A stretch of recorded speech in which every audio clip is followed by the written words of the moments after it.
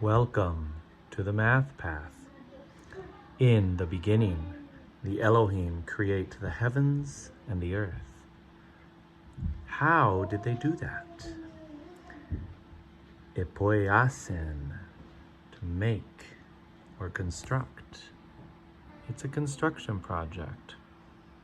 It comes from a Proto-Indo-European root, supposedly, meaning gather together, pile up. So you gather together all your materials, and then you organize them. It's important. And then you form them into what you want.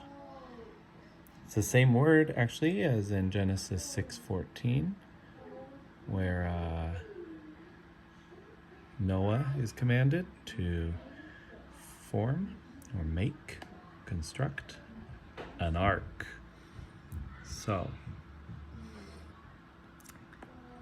for a little more insight, let's look at John 1:1. It says, En arche en hologas, kai hologas ein proston thean. In the origin or beginning was the Word, and the Word was toward the God. So, in other words, there's some language involved. There's some logos. In any project, when you're doing something, you're doing physical action, but you better have some logos too. They give you purpose, organization, you can see the root of logic in there, so you can keep track of what you're doing.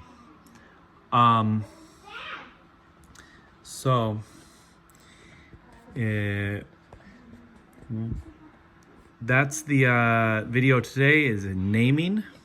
And what's in a name? That which we call a rose by any other word would smell as sweet. Well, I learned that came from, what play did that come from? It came from Romeo and Juliet. I learned from this book right here.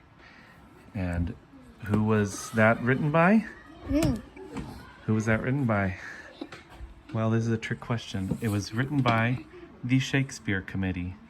That's right, the Shakespeare Committee. So this is a book about some kid. Nobody can even remember his name. How would you like that if you couldn't? Everybody likes to have a name, and your things should have names too. Otherwise, how do you keep track of them? And I'm not sure that a rose necessarily would smell as sweet if it didn't have the same name. And, look at, let's say, what is this? Whoa, what is that? Like the caption says, people do climb mountains to see flowers less amazing, less beautiful. That's a beautiful flower. But due to the name, and by name, I mean here not just the syllables, sounds, but all the ideas wrapped up in it. Whenever you have heard this, dandelion, it's said in a derisive manner. It's a weed. It's all the associations wrapped up with this name. You don't appreciate the beauty of it, do you? You just see it. We need to get rid of that.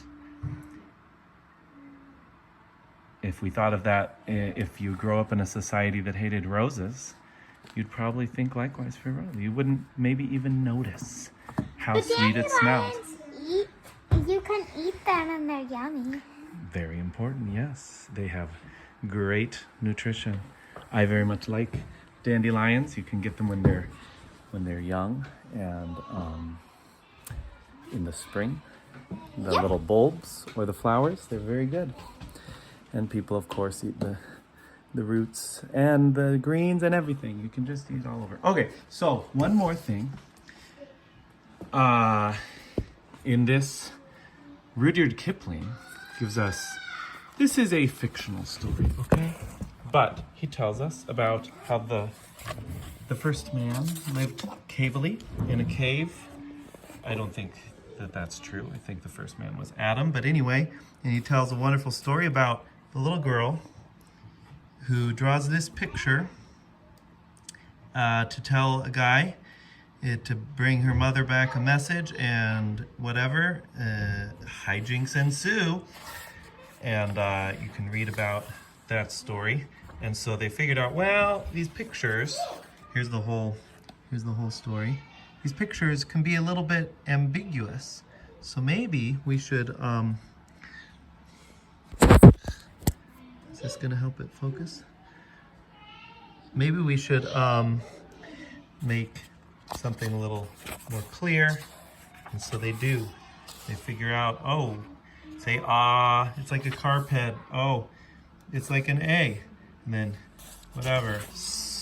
Oh, that's kind of like an S.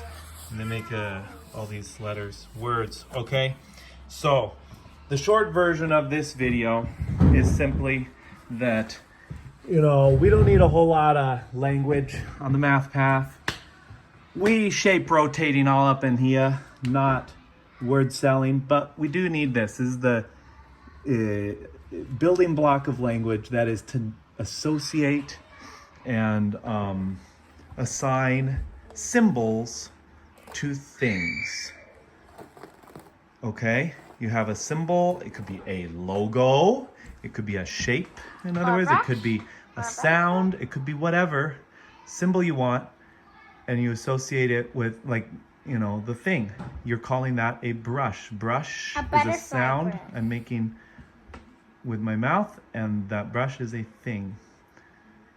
And that butterfly, that's not really a butterfly, is it? That's actually a bunch of bumps on the back of some wood. But we recognize it as a butterfly. It's kind of a symbol of a butterfly in a way, an image. Yeah, but this is the butterfly. And, in the end of the Bible, it talks about that we'll go to heaven and we'll be given, if we're good, and we'll be given a new name. And so I kind of think names can be important. This has been a message about names. Do you guys understand? My name is Ephraim. Well, do you understand about names? Yes, because my name is Ephraim. So I Good. know what my name is. So I Yes. understand what my name is. Thank you for joining us.